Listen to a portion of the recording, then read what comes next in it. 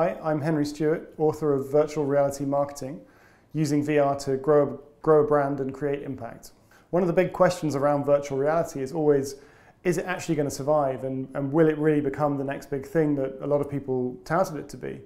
And often people try and compare it with things like 3D, and they say, well, 3D didn't really work out. Why is VR going to be any different?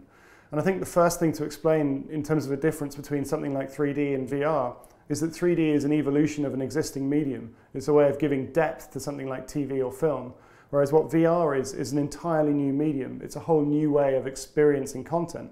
And that's so big, and the applications for it are so massive in everything from education to training to practical workplace, that it's going to come through in some way or another. It's just a matter of time.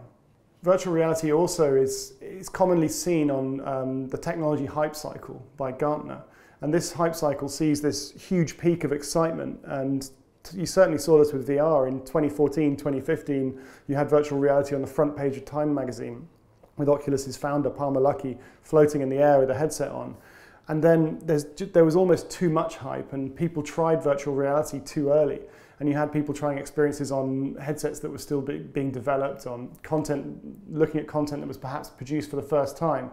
And so VR went quickly on this peak of hype and then down the other side into what gets brilliantly called the trough of disillusionment. And it's at this point actually that VR is coming out of now, and as it builds up into larger adoption as a whole. And there's another graph called Geoffrey Moore's graph, Crossing the Chasm, which shows the progression of a technology through innovators, early adopters, into the early majority and onto the late majority. Crucially, having to cross the chasm from the early adopters to the early majority. And on this scale, virtual reality is seen to be crossing the chasm right now. It's making that leap from the early adopter into the majority or into the mainstream of uptake. And one of the main things that's actually helping virtual reality over this chasm, helping it to cross that chasm, is things like 360-degree video, which you might even argue technically isn't virtual reality, but it's a kind of tangent on the medium, which is allowing this content to be seen not just in headsets, but also to be shared all over the web and online through social platforms.